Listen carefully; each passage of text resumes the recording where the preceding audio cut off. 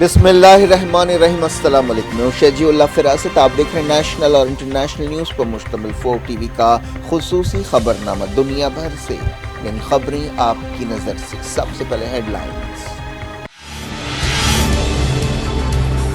کابل میں سابق خاتون ایم پی کو گولی مار دی گئی۔ مرسل نبی زادہ نے افغانستان چھوڑنے کا موقع ٹھکرا دیا تھا۔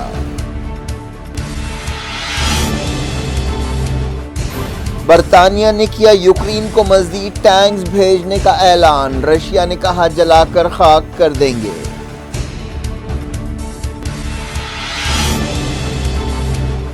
برطانیہ ایران کے ساتھ تعلقات ختم کرے۔ علی رضا اکبری کی پھانسی کے بعد رشتہ داروں نے کیا مطالبہ۔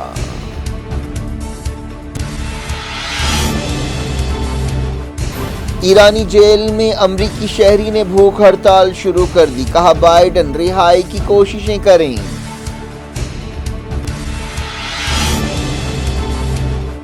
عراقی وزیر اعظم نے غیر ملکی فوجوں کی موجودگی کا کیا بچاؤ۔ کہا داعش کے صفائی کے لیے وقت درکار ہے۔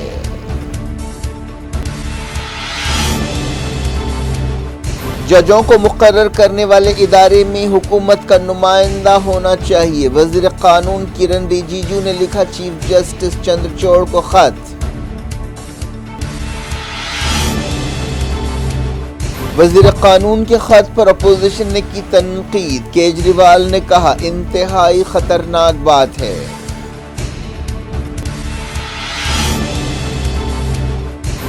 بی جے پی نیشنل ایگزیکٹو میٹنگ شروع۔ آنے والے الیکشنز کی اسٹریٹجی پر غور۔ تلنگانہ پر خاص توجہ۔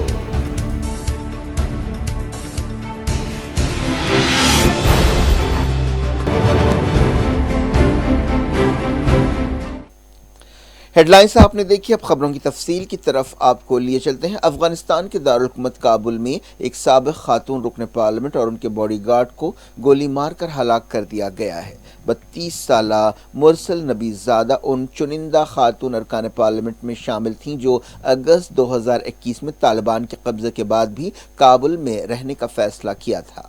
اتوار کو ان کے گھر پر کیے گئے حملے میں ان کا بھائی اور ایک دوسرا سیکیورٹی گارڈ بھی زخمی ہوا۔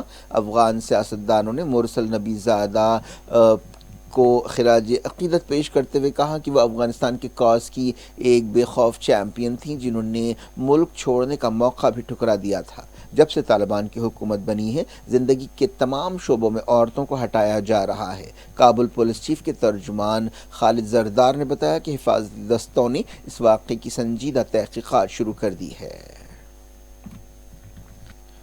افغانستان کی ایک سابق رکن پارلیمنٹ مریم سلیمان خیر نے کہا کہ مرسل نبی زادہ ایک سچی، مضبوط اور دو ٹوک بات کرنے والی عورت تھی جنہوں نے اپنی قدروں اور اپنے اصولوں پر یقین کیا اور خطروں کی پرواہ نہیں کی۔ مرسل نبی زادہ کا تعلق ننگرہار صوبے سے تھا۔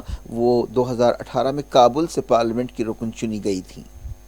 یورپی پارلیمنٹ کی ایک رکن ہینا نیومن نے کہا کہ میں افسوس میں ہوں، میں غصے میں ہوں اور دنیا سے جاننا چاہتی ہوں کہ وہ اس کا کیا جواب دے گی۔ افغانستان کے سابق چیف ایگزیکٹو عبداللہ نے کہا کہ انہیں مرسل نبی زادہ کی ہلاکت کے بارے میں جان کر صدمہ ہوا اور وہ امید کرتے ہیں کہ مجرموں کو سزا دی جائے گی۔ رشیا نے برطانیہ کو وارننگ دی ہے کہ یوکرین میں اس کے ٹینکس جلا کر خاک کر دیے جائیں گے۔ برطانیہ نے اعلان کیا کہ وہ یوکرین کو 14 بیٹل ٹینکس بھیجے گا۔ اس کے جواب میں کرملن نے کہا کہ جس طرح دوسرے ٹینکس جل کر تباہ ہو گئے، اسی طرح یہ ٹینکس بھی تباہ ہو جائیں گے۔ کرملن کے ترجمان ڈمیٹری پیشکوف نے کہا کہ برطانیہ اور مغربی ملک یوکرین کا استعمال رشیا کے خلاف اپنے مقصدوں کے لیے آلے کے طور پر کر رہے ہیں۔ انہوں نے کہا کہ یہ ٹینکس جل رہے ہیں اور نئے ٹینکس بھی جلیں گے۔ برطانیہ اور پولینڈ جیسے ملکوں سے نئی فوجی سپلائی سے زمینی صورتحال نہیں بدلے گی۔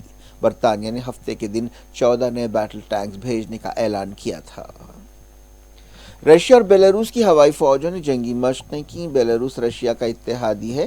یوکرین کے ایک وزیر نے کہا کہ سولیڈار شہر پر کنٹرول کے لیے زبردست لڑائی جاری ہے۔ یوکرین کے صدر وولڈیمیر زیلنسکی نے مغربی اتحادیوں سے رشیا کی دہشت کا مقابلہ کرنے کے لیے مزید ہتھیاروں کا مطالبہ کیا ہے۔ انہوں نے یہ بات ایک ایسے وقت کہی جب رشیا نے ڈنیپرو شہر میں بھیانک بمباری کی ہے۔ اس بمباری میں کم سے کم 35 لوگ ہلاک ہوئے۔ निप्रो शहर में बमबारी के नतीजे में कई इमारतें मलबे के ढेर में बदल गईं। मलबे में लाशों और जिंदा बचने वालों को तलाश करने का काम अभी जारी है। ईरान के साबिक नायब वज़ीर दिफा अली रज़ा अकबरी के एक रिश्तेदार ने बरतानिया से मुतालबा किया है कि वो उनकी फांसी के जवाब में ईरानी सफारतकारों को मुल्क से बाहर कर दे। अली रज़ा अकबरी को बरतानिया के लिए जासूसी के इल्ज़ाम में सज़ाए मौत सुनाई गई थी। उनके भांजे रामीन फरगानी ने टेलीग्राफ अखबार से बातचीत करते हुए कहा कि उनके मामा की सज़ा को नज़रअंदाज नहीं करना चाहिए और बरतानिया का कम से कम जवाब ये होना चाहिए कि ईरानी सफारतकारों को मुल्क से बाहर कर दिया जाए। बरतानिया की हुकूमत ने ईरान से मुतालबा किया था कि अकबरी की फांसी रोक दी जाए, लेकिन इसका कोई असर नहीं हुआ। रामीन फरगानी ने कहा कि उस दिन जब मैं उठा तो मुझे ये खबर मालूम हुई। मैं नहीं जानता कि मुझे क्या कहना चाहिए। ये वहशतनाक है, मुझे बहुत सदमा हुआ। इस हुकूमत से ये बात गैर मुतवक्को नहीं है, लेकिन हम सब उम्मीद कर रहे थे कि ईरानी हुकूमत अपना जहन बदलेगी, जैसा कि उसने नाज़नीन ज़गारी के मामले में किया था, लेकिन ऐसा नहीं हुआ। सफारती महाज पर इस बात के मद्देनज़र कि एक बरतानवी शहरी को अपीलों के बावजूद फांसी दे दी गई, कम से कम जवाब ये होना चाहिए कि सफारतकारों को बाहर किया जाए और ईरान से बरतानिया के सफारतकारों को वापस बुलाया जाए। ईरान की एक जेल में कैद अमरीकी शहरी ने 7 दिन की भूख हड़ताल शुरू की है ताकि सदर जो बाइडन पर दबाव डाला जा सके कि वो उसकी रिहाई के मामले को अहमियत दें। सीमाक नमाजी ने बाइडन को एक खुला खत लिखते हुए कहा कि मैं सिर्फ ये चाहता हूं कि आप आपके दिन का 1 मिनट अगले 7 दिन मुझे दें और ईरान में कैद अमरीकियों के बारे में सोचें। सिर्फ अमरीका के सदर के पास इख्तियार है कि वो हमें वापस लाएं, उन्हें अपना जहन बनाना चाहिए। सीमाक नमाजी को अक्टूबर 2015 में गिरफ्तार किया गया था और उन पर हुकूमत का तख्ता उलटने की साजिश का इल्ज़ाम लगाया गया था।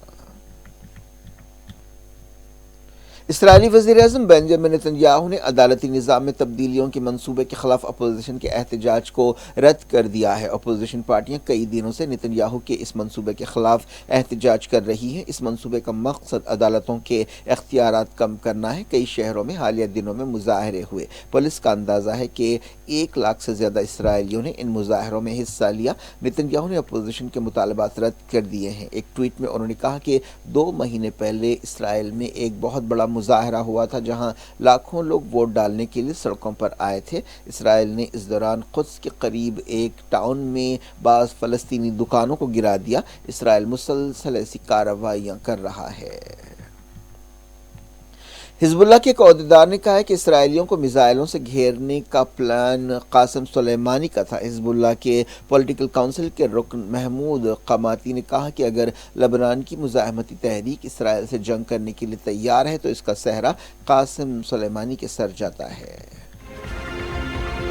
को इराक़ के वज़ीर-ए-आज़म मोहम्मद शिया सुदानी ने मुल्क में अमरीका और दूसरे मुल्कों की फ़ौजी मौजूदगी का बचाव किया है। एक इंटरव्यू में उन्होंने कहा कि मेरे ख़्याल में हमें बैरूनी फ़ौजों की ज़रूरत है। अमरीका और नाटो इराक़ के सिपाहियों को दाइश आइसिस से लड़ने के लिए ट्रेनिंग दे रहे हैं। सुदानी ने कहा कि दाइश आइसिस के सफाई के लिए अभी और वक्त लगेगा। इराक़ में अमरीका के कोई 2000 सिपाही तैनात हैं। नाटो के दूसरे रुकन मुल्कों के सैकड़ों सिपाही भी इराक़ में गैर लड़ाका किरदार अदा कर रहे हैं।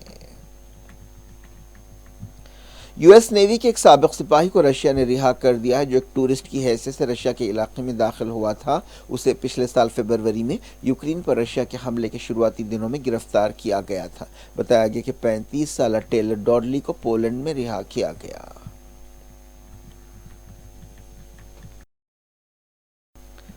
वज़ीर क़ानून किरण रिजिजू ने chief justice of India D.Y.. Chandrachud को एक ख़त लिखते हुए कहा है कि जजों के तक़र्रुरात का फ़ैसला करने वाले कॉलेजियम में हुकूमत के नुमाइंदे को शामिल होना चाहिए। 2015 में सुप्रीम कोर्ट ने एक कानून को रद्द कर दिया था जिसमें ऐसी ही बात कही गई थी। हाल ही में नायब सदर जगदीप धनकर ने भी सुप्रीम कोर्ट के उस फैसले पर तनकीद की थी और कहा था कि अदालत ने केशवानंद भारती केस में गलत फ़ैसला दिया था जिसके मुताबिक पार्लियामेंट कानून में तब्दीली कर सकती है लेकिन वो दस्तूर के बुनियादी ढांचे को नहीं बदल सकती। एक्सपर्ट्स का कहना है कि हुकूमत की नज़रों में सुप्रीम कोर्ट का यह फैसला खटक रहा है। केशवानंद भारती केस को बुनियादी हुकूक के केस के तौर पर भी जाना जाता है। किरण रिजिजू ने अपने ख़त में कहा कि शफाफियत या ट्रांसपेरेंसी लाने के लिए मरकज़ी हुकूमत चाहती है कि जजों का तक़र्रुर करने वाले इदारे में उसे एक सीट दी जाए। सुप्रीम कोर्ट ने दूसरी तरफ उसके कॉलेजियम सिस्टम का बचाव किया है। کانگریس، ترنمول کانگریس اور عام آدمی پارٹی جیسی اپوزیشن پارٹیوں نے سپریم کورٹ کے سٹینڈ کی تائید کی ہے۔ ایک دن پہلے ہی سابق وزیر قانون کپل سبل نے الزام لگایا تھا کہ مرکزی حکومت عدلیہ پر قبضے کی کوشش کر رہی ہے۔ دہلی کے چیف منسٹر اروند کیجریوال نے چیف جسٹس آف انڈیا کو وزیر قانون کی طرف سے لکھے گئے خط کو خطرناک قرار دیا۔ انہوں نے ٹویٹ کیا کہ یہ انتہائی خطرناک بات ہے، ججوں کے تقررات میں حکومت کی کوئی دخل اندازی نہیں ہونی چاہیے۔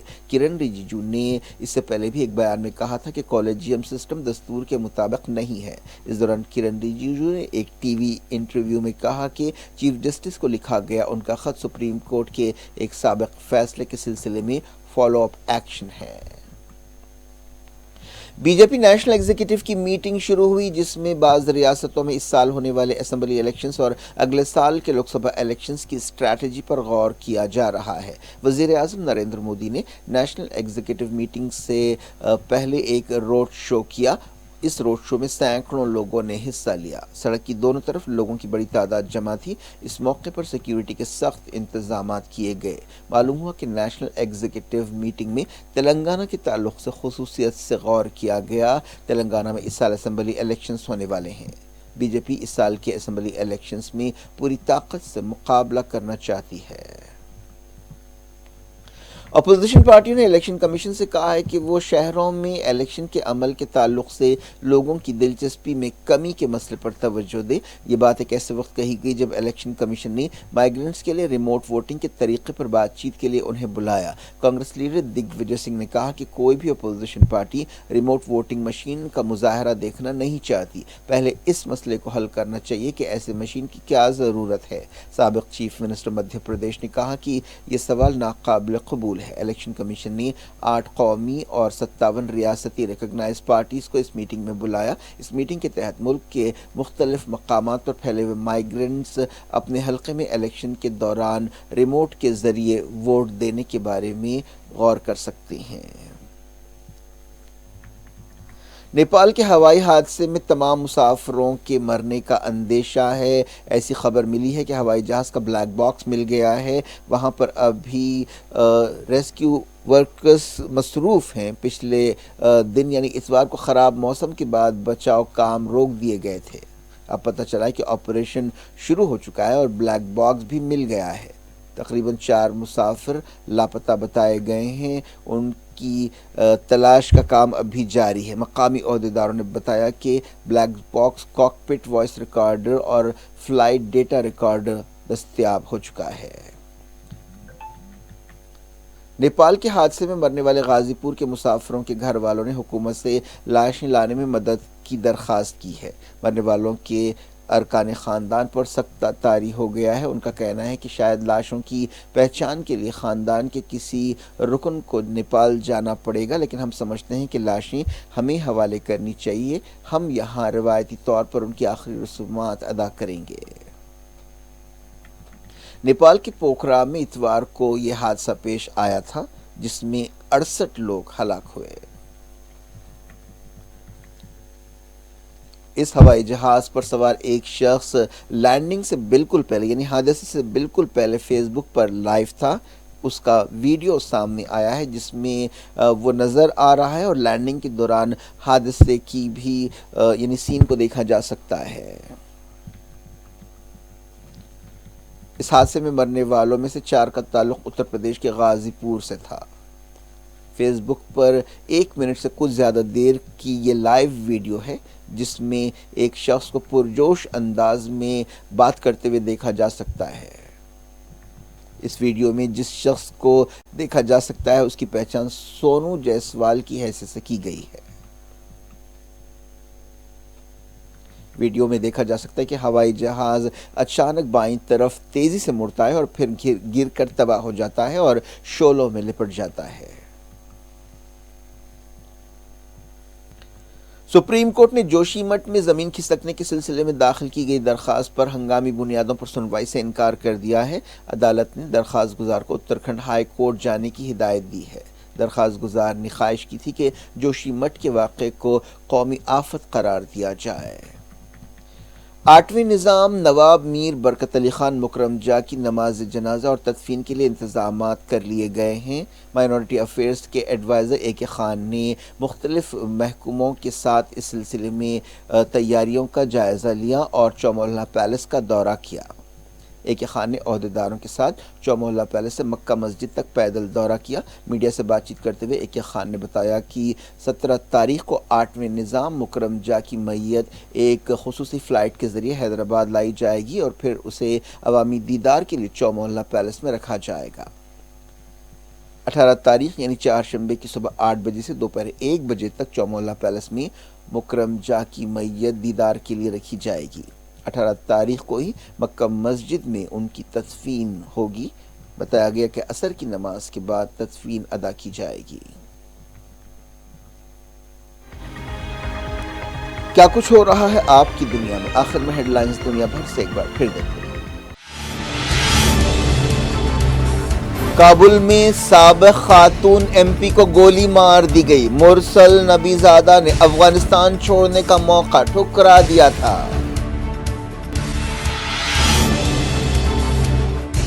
برطانیہ نے کیا یوکرین کو مزید ٹینکس بھیجنے کا اعلان۔ رشیا نے کہا جلا کر خاک کر دیں گے۔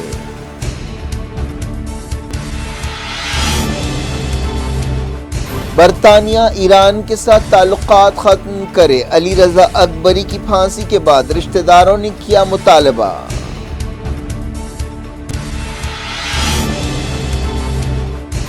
ایرانی جیل میں امریکی شہری نے بھوک ہڑتال شروع کر دی۔ کہا بائیڈن رہائی کی کوششیں کریں۔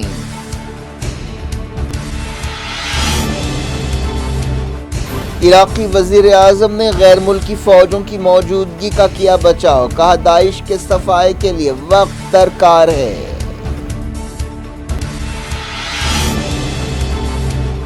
ججوں کو مقرر کرنے والے ادارے میں حکومت کا نمائندہ ہونا چاہیے۔ وزیر قانون کرن رجیجو نے لکھا چیف جسٹس چندرچوڑ کو خط۔ وزیر قانون کے خط پر اپوزیشن نے کی تنقید۔ کیجریوال نے کہا انتہائی خطرناک بات ہے۔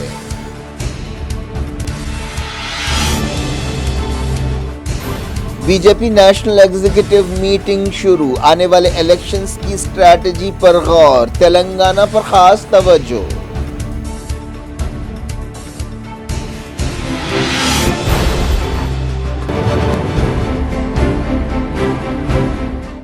یہ تھی آج کی خبریں۔ شجاع اللہ فراست کو دیں اجازت اور اپنا بے حد خیال رکھیں۔ اللہ حافظ۔